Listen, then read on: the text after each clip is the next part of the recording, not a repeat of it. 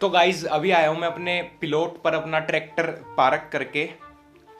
नहीं यार, इतनी गर्मी में लेदर जैकेट सिर्फ रोस्ट होने के लिए मैं ये सब चूतियापा नहीं कर सकता। वैसे भी अब मुझे हर्ष बेनीवाल फॉलो करता है तो मैं डायरेक्टली फ्राई हो जाऊंगा उसके थ्रू।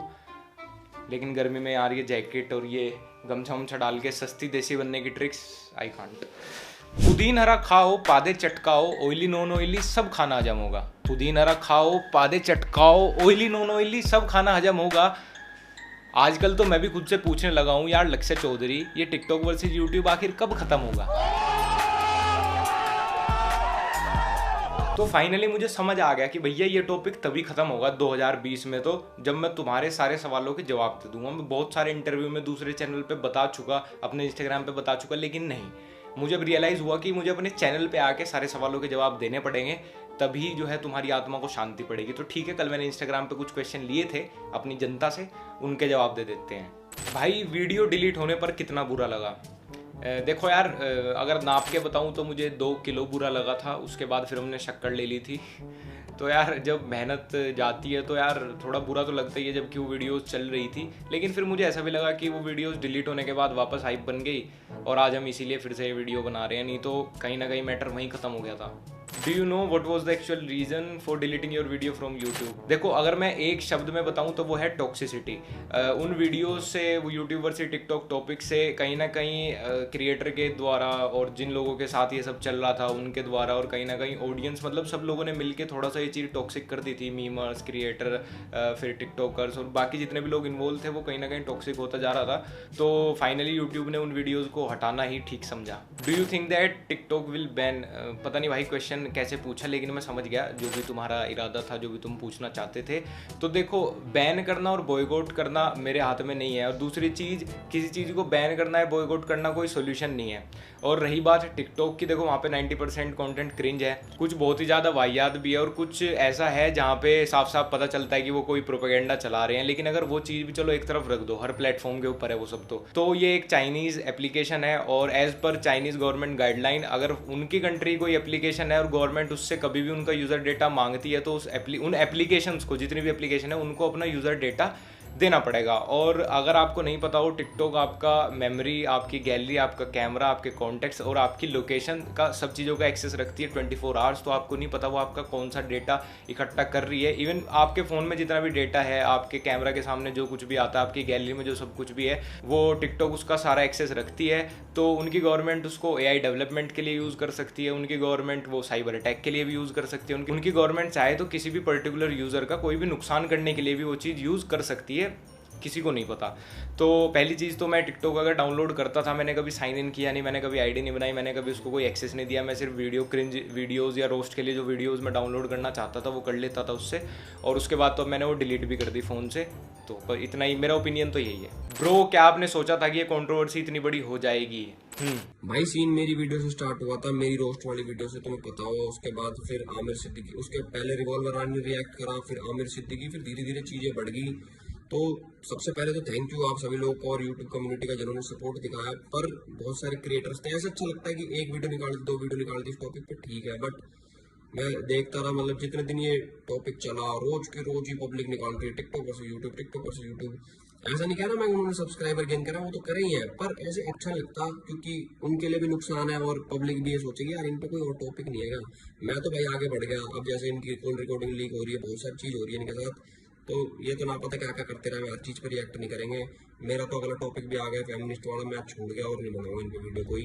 पर टिकटॉक रोज जरूर बनाऊंगा अभी 2-3 वीडियो के बाद। तो भैया ये तो थी एल्विश भाई की जुबानी। अभी मैं तुम्हें एक चीज़ बताता हूँ कि जब ये कंट्रोवर्सी शुरू थी, बिल्कुल इनिशियल स्टेज पे थी, एल्विश की और रिवॉल्वर रानी की जो थोड़ा बहुत नोकझोंक हुई थी स्टोरी पे, उस दिन मैंने अपने इंस्टाग्राम पे सबसे पहले दिन एक स्टोरी डाली थी, तुम देख लो। फिर अब तो एल्विश यादव ने रोस्ट करा, अगर असली रोस्टिंग कम्युनिटी के हत्थे चढ़ गए तो क्या होगा? फिर यूं कहोगे एल्विश का ही रोस्ट बढ़िया था यार।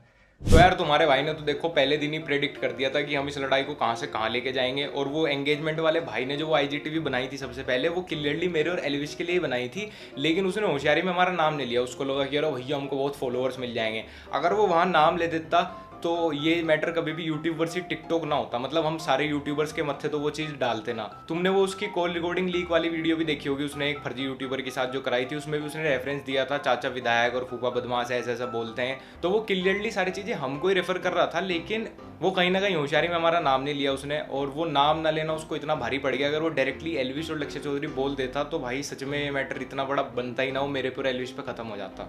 भाई टिकटॉक वाले रेटिंग डिलीट कर रहे हैं। देखो यार, पहली चीज़ तो रेटिंग जो डिलीट कर रहा है वो गूगल कर रहा है, और ये लगातार कुछ भी एक मतलब ऐसी हवा बना के किसी एप्लीकेशन की आप ऐसे रेटिंग गिरा दोगे, सब गलत रिव्यू दोगे एक इतनी बड़ी एप्लीकेशन की, तो वो तो वैसे भी गाइडलाइन के अगेंस्ट है गूगल की भी, तो वो इसीलिए रिव्यूज़ और रेटिंग डिलीट कर रहा है, पिछली जितनी भी स्पैम में आती है सब चीज़ें। और दूसरी चीज़ यार, रेटिंग कम करना और ऐप को जाके गाली बकना मेरे को बहुत बचकानी हरकतें लगती हैं, इसलिए मैंने कहीं पे भी कोई स्टोरी शेयर नहीं की, मैंने कहा नहीं कि यार टिकटॉक को जाके ऐसे करो वैसे करो। टिकटॉक से हमारी लड़ाई ना कभी थी और ना कभी होगी यार, वो इतनी बड़ी कंपनी है भाई, ये बहुत बचकानी हरकत है। वो एक दिन के प्रॉफिट से, सिर्फ एक दिन के प्रॉफिट से वापस इतने पेड रिव्यू खरीद लेगी कि वो 4+ ले जाएगी अपनी रेटिंग को। कितने यूट्यूबर्स ने आपका कंट्रोवर्सी यूज़ किया और क्रेडिट भी नहीं दिया। भाई देखो, ये बात मैंने और एल्विश ने भी बहुत बार की आपस में डिस्कस, अभी पिछली वीडियो में भी एल्विश बोल रहा था, लेकिन चलो बहुत से रोस्टर्स जो अपने आप को रोस्टर बोलते हैं हमारी कम्युनिटी में, उनका अपना कोई ओपिनियन नहीं है, कभी ओपिनियन शेयर नहीं करेंगे, वो किसी को रोस्ट भी नहीं करेंगे, उनके वही रिपीटेटिव टॉपिक हैं, TikTok roast, real life hack roast, serial या शो रोस्ट कर देंगे। तो मैं उनको यही कहूँगा यार, तुम लोगों को भी यही कहूँगा कि जब उनके डेली टॉपिक से रिलेटेड कोई कंट्रोवर्सी हुई, भले ही वो लक्ष्य की और एल्विश की हो, लेकिन उनको व्यू छापने का उनका हक है जब वो उसी चीज़ को रोस्ट करते हैं, मुझे कोई दिक्कत नहीं है। लेकिन अगर वो कहीं ना कहीं हमारे लिए भी हमारा नाम लेके भी स्टैंड ले लेते तो कहीं वो छोटे ना हो जाते, लेकिन कोई नहीं, चलो छोड़ो, उन्होंने कंट्रोवर्सी कहीं के कहीं घुमा दी बच्चों वाले रोस्ट करने लगे, कोई दिक्कत नहीं। लेकिन एक बात मैं क्लियर कर देता हूँ भाई, कोई भी कंट्रोवर्सी करना और उसके बाद उसमें खड़ा होना बहुत गट्स और बहुत ज़्यादा एनर्जी लेता है, बाद में भंडे हुए चुत्तड़ को धोने तो भाई कोई भी आ जाता है उसमें, मतलब उसमें इतना एनर्जी या गट्स नहीं लगते। करूँ कंट्रोवर्सी सुबह शाम क्योंकि फैक्ट्स है मेरे पास, ये बात तो तुम्हारी बंदी भी मान गई। करूँ कंट्रोवर्सी सुबह शाम क्योंकि फैक्ट्स है मेरे पास, ये बात तो तुम्हारी बंदी भी मान गई। तुम मेरे टॉपिक पर बस अपने चैनल के सब्सक्राइबर बढ़ाते रह गए और इधर पूरी यूट्यूब कम्युनिटी मुझे पहचान गई। What did you learn from all this drama? देखो मैंने तो ये सीखा कि जब भी आपका रोस्ट हो आप उसको बिल्कुल पॉजिटिवली ले लो और कुछ भी चूचा-पट ना करो, नहीं तो ड्रामा और ज़्यादा बढ़ जाएगा। दूसरी चीज़, गमछा लपेट के ज्ञान चोदने ना आओ, बस 7-8 दिन को अपना फ़ोन एक तरफ रख दो। और मैंने पर्सनली ये सीखा कि जब भी किसी सेंसिटिव टॉपिक पे आपकी वीडियो डिलीट हो जाए सेंसिटिव टॉपिक की वजह से, तो आप वो सेंसिटिव टॉपिक वापस से ट्रिम करके वीडियो रीअपलोड कर दो। नहीं भाई, नहीं करूँगा, गई तो गई, अब रीअपलोड नहीं करूँगा, वैसे भी वो देख ली जिन्होंने देखनी थी। रिवॉल्वर रानी इज अगेंस्ट गमछे वाले भाई नाओ, ये मैजिक कैसे हो गया? देखो यार, मैं सच बताऊँ तो जैसे ही वो रोस्ट वीडियो आई थी पहली दूसरी, रिवॉल्वर रानी ने मुझे मैसेज किया था, मैं चैट तो नहीं दिखा सकता, लेकिन वो बहुत ज़्यादा उस टाइम डिप्रेस थी, परेशान थी, क्योंकि वो हेट के लिए ना तो रेडी थी, उस पर जिस तरह की हेट पड़ रही थी भाई, सच में कोई भी बंदा डिप्रेस हो जाएगा। तो मैंने उसको यही एडवाइस दी थी, कोई यार, मैं कहता हूँ मैं पर्सनल लाइफ में या रियल लाइफ में किसी से लड़ने वाला नहीं, अगर मैं किसी का रोस्ट भी कर रहा हूँ। और रानी को तो मैंने ऐसा कुछ रोस्ट भी नहीं किया था, मैंने उसकी यूपीएससी और आईआईटी वाली बात पे बोला था बस। तो मैंने उसको यही एडवाइस दी थी कि देख, 4-5 दिन के लिए फ़ोन एक तरफ रख दे। दुनिया में आज तक कोई ऐसी हेट नहीं बनी जो 4-5 दिन से ज़्यादा चल जाए, और 4-5 दिन बाद गमछे वाले भाई पे ही पूरी हेट जाएगी, तू देख लेना। क्योंकि वो कभी लाइव में आके कुछ बक रहा था, कभी वो किसी के दूसरों के लाइव में जा रहा था, कभी वो कोई कॉल रिकॉर्डिंग लीक करवा रहा था। तो बाद में पता ही है सबको कि हेट फिर गई किस पे, क्योंकि बीच में रिवॉल्वर रानी के कांड में आके इस भाई साहब ने उसके ऊपर प्याज कटवा दी थी, लेकिन खैर उसने मेरी या किसी और की एडवाइस सुनी होगी, वो बीच में फिर ज़्यादा घुसी नहीं, और एंड में सबको पता है कि बुरा हाल किसका हुआ। और मैं बाकी लोगों को भी यही कहूँगा भाई, हेट से बचने का एक ही तरीका है कि उसको इग्नोर कर दो। अगर तुम रिएक्ट करोगे तो तुम्हारे राइवल्स तुम्हें और ज़्यादा ट्रिगर करेंगे। दूसरी चीज़, जनता में जो लोग जाके लड़की को रेप थ्रेट देते हैं या गाली वाली बकते हैं माँ बहन की रोस्ट वीडियो के बाद पर्सनल अकाउंट पे जाके उनके, भाई मैं सच बता रहा हूँ, मेरी ऑडियंस नहीं है वो। मैं कतई तुम्हें अपने फ़ैन फॉलोइंग में कंसिडर नहीं करता, अपनी सब्सक्राइबर लिस्ट में कंसिडर नहीं करता भाई, तुमसे ज़्यादा टॉक्सिक कोई नहीं हो सकता फिर। और रिवॉल्वर रानी का जब मेरी वीडियोस डिलीट हुई उसके बाद भी मैसेज आया, पता नहीं वो खुश थी या दुखी थी, पर मुझे अच्छा लगा कि चलो ठीक है यार, वीडियो डिलीट हुई है उसके बाद भी आई, मतलब अपने काम के अलावा भी इसने आके बात की, तो इतनी बात हुई मेरी उससे। Did Karma work? भाई कर्मा बहुत भुंडी तरह काम करे है। देखो, हमने गमछे वाले भाई को इतनी टेंशन दी पूरे 1-1.5-2 हफ्ते, और यूट्यूब ने फिर एक ही दिन मेरी कैरी की हस्ती खेलती पूरी जो है दुनिया उजाड़ दी। लेकिन कहीं ना कहीं मैं एक चीज़ और बताना चाहूँगा कि जो रिवॉल्वर रानी की स्टोरी थी जो उसने एल्विश के लिए डाली थी, वो बिल्कुल लास्ट मोमेंट पे मैंने स्क्रीन रिकॉर्ड की थी अपने फ़ोन से। मेरे फ़ोन में अभी भी है, तो न्यून मैन या जितने चैनल पे भी जाके वो बात बढ़ी थी, वो बीज बोने वाला मैं ही था। अब कहीं ना कहीं मैं सॉरी फील भी करता हूँ यार रिवॉल्वर रानी के लिए। सिर्फ बिल्कुल लास्ट मोमेंट पे जाके वो स्टोरी एक्सपायर होने वाली थी जब मैंने वो स्क्रीन रिकॉर्ड की, क्योंकि मुझे पता था ये स्टोरी काम आएगी एक बड़ा विस्फोट करने के, और वो हुआ भी। इस कंट्रोवर्सी से क्या अच्छे और क्या बुरे रिजल्ट्स आए, देखो अच्छी चीज़ ये है कि मैं 1 मिलियन जाने वाला हूँ, जो कि मैं साल के एंड में सोच रहा था। और सब्सक्राइबर काउंट वो तो मैं खैर एक नंबर ही समझता हूँ, 1 मिलियन हो 2 मिलियन हो, उससे ज़्यादा है फेस वैल्यू, कि जो लोग मुझे नहीं भी जानते थे कम्युनिटी में, कम्युनिटी के बाहर, अब वो लोग भी जान गए। और बुरी चीज़ ये है कि यार गमछे वाले भैया से अब कभी दोस्ती नहीं हो पाएगी, तो मतलब कैरियर तो हमारा ख़त्म ही हो जाएगा। Why these TikTokers have ego like a celebrity. देखो यार, किसी को भी तुम ये बोलोगे सर बहुत बड़ा पंखा, बहुत बड़ा पंखा, सर एक फ़ोटो एक सेल्फी मेरे से बात कर लो, कॉन्टैक्ट नंबर दे दो, तो यार ईगो हर किसी में आ जाती है। लेकिन इनको जब हर कोई गाली बकता है, हर कोई गाली बकता है, तो मैं ये देखना चाहता हूँ, मैं 20 मीटर खोद चुका गड्ढा, मुझे अब तक इनके फ़ैन फॉलोइंग नहीं मिली। मैं सुनना चाहता हूँ एक बार कि भैया हम उसके फ़ैन हैं, हम इसके फ़ैन हैं। किसी भी टिकटॉकर के लिए मैं तृप्त हो जाऊंगा यार, मुझे शांति पड़ जाएगी कि ठीक है यार, सच में जो वो नंबर्स हैं इनके अकाउंट पे वो सच हैं, रियल हैं। How do you feel to get a sudden attention by so many YouTubers after this TikTok thing happened? देखो, throughout all this drama मैं एल्विश के साथ तो मैं बहुत पहले से जुड़ा हुआ हूँ, और इस ड्रामा में भी हम लोग साथ थे। उसके अलावा जब पहली दूसरी वीडियो आई तो बहुत क्रिएटर्स कॉन्ग्रेचुलेट करने हैं। हर्ष बेनीवाल भैया से मेरी बहुत पहले से बात है, लेकिन उन वीडियोज़ के बाद वो बहुत खुश थे। फिर मुंबई का निखिल भैया, उन्होंने मतलब बात की, वो हमें बोल भी रहे थे आके, मैं इन लोगों को जानता भी नहीं था, तुम्हारी वजह से जान गया। फिर अमित भड़ाना भैया, वो थोड़ा बोलते हैं हमेशा से कि भाई थोड़ा कंट्रोवर्सी से दूर रहो, एजी बनने से दूर रहो, ऐसा ना हो लोग चीज़ों का गलत मतलब निकाल लें। लेकिन कहीं ना कहीं वो खुश थे कि चलो ठीक है, कंट्रोवर्सी हुई, हम लोग थोड़ा पॉजिटिव लेके जा रहे हैं, क्योंकि तब तक किसी को नहीं पता था कि उन वीडियोज़ का वैसा मतलब निकल जाएगा। वो कैरी के लिए भी बहुत खुश थे, खुद ही वो बोल रहे थे कि भाई कैरी तो 20 मिलियन सबसे पहले क्रॉस कर लेगा। उसके बाद जब वीडियोज़ डिलीट हुई तो बहुत लोगों ने आके बहुत मोरल सपोर्ट दिया कि चल यार वीडियो डिलीट हो गई, तुम नहीं हुए, वीडियो तो बनती रहेंगी। भुवन बम भैया थे, फ्लाइंग बीस्ट सर थे, और आशीष भैया थे। आशीष भैया के साथ तो मैं बहुत टाइम से जुड़ा हुआ हूँ, मतलब 1-1.5 साल से उनसे बात होती है, लेकिन इस टाइम पे उन्होंने बहुत मोरल सपोर्ट दिया कि जो चीज़ें हुई अंदर अंदर चीज़ों का गलत मतलब निकाला, और हम थोड़ा बहुत हो गए थे परेशान तो उस चीज़ में।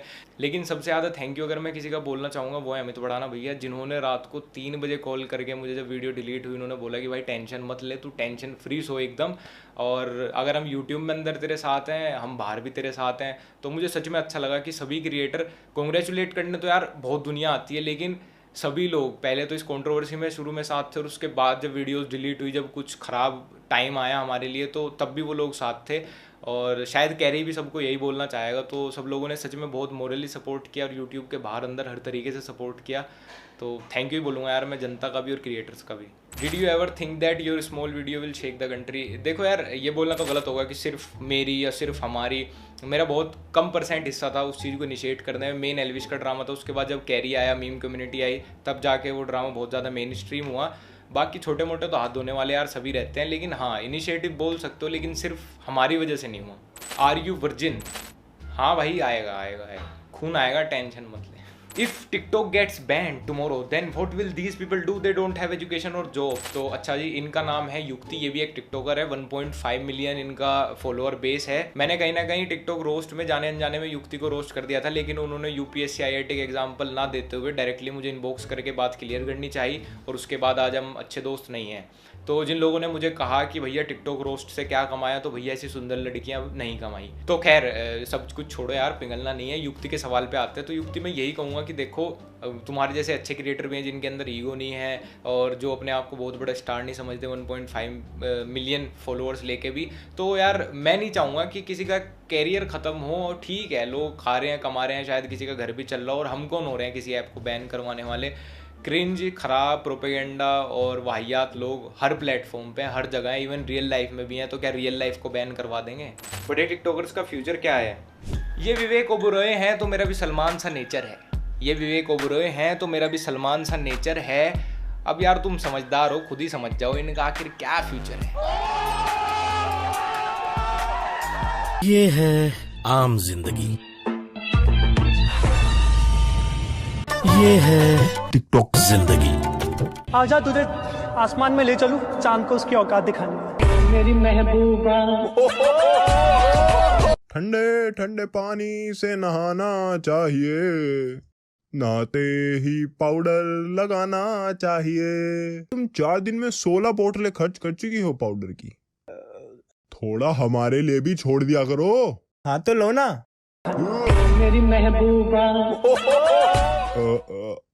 अबे ये क्या कर दिया? भाई एक बार मंजुल की तारीफ कर देना, बेचारा कुछ नहीं बोला, पचा ले गया सब। देखो यार, मंजुल को इस बात के लिए सैल्यूट है। मैंने सबसे ज्यादा अगर किसी टिकटॉकर का रोस्ट किया वो मंजुल को किया, और उसके बाद मैंने रोस्ट करना इसलिए छोड़ दिया क्योंकि सिर्फ वो ही अकेला बंदा है जो कभी ऑफेंड नहीं होता, और ये उसके लिए इनाम है कि अब रोस्ट कम्युनिटी उसको कभी रोस्ट नहीं करती। और सच में हर बंदा यही बात करता है रोस्ट कम्युनिटी में कि मंजुल ऐसा बंदा था जिसका इतने घटिया लेवल पे भी जाके हमने बिलो द बेल्ट रोस्ट किया, लेकिन कभी उस बंदे ने पलट के कुछ नहीं बोला। और आज इसीलिए उसकी इमेज इतनी पॉजिटिव है और इन लोगों की इमेज इतनी नेगेटिव हो गई।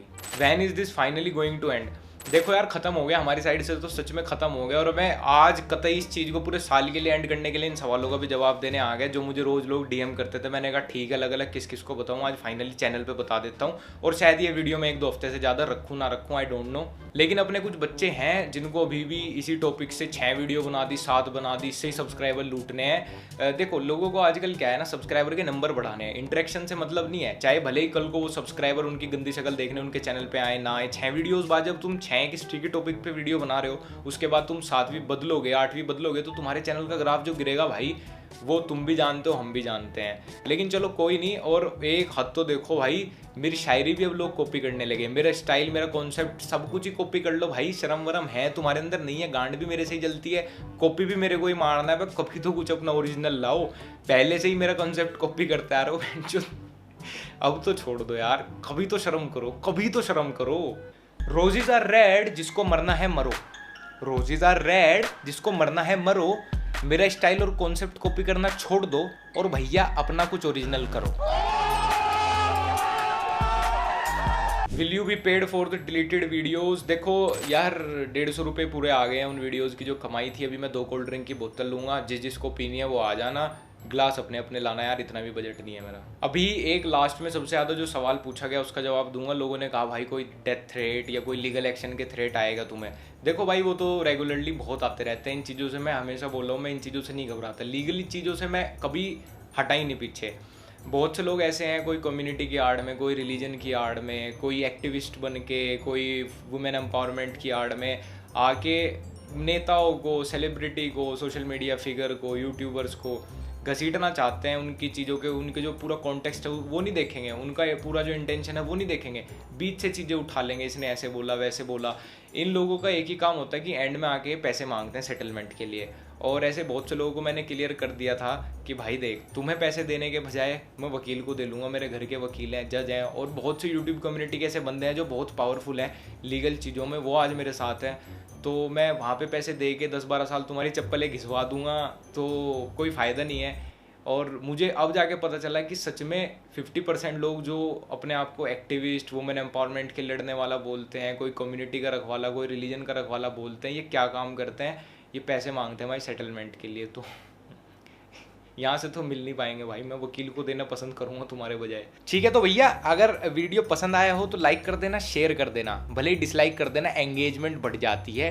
कमेंट करके बता देना, और मेरे को इंस्टाग्राम पे @लक्ष्य ऑफिशियल फॉलो कर लेना। तुम बहुत चीज़ें मिस कर देते हो, जैसे एक क्वेश्चन मिस कर दिया तुमने, ठीक है, जो इंस्टाग्राम पे नहीं है। अपनी ईगो थोड़ा नीचे रखो और आओ इंस्टाग्राम पर फॉलो करो, ठीक है। मैं चलता हूँ अपना ट्रैक्टर लेके अपने प्लॉट से, 2 महीने बहुत बजवा ली मैंने अपनी।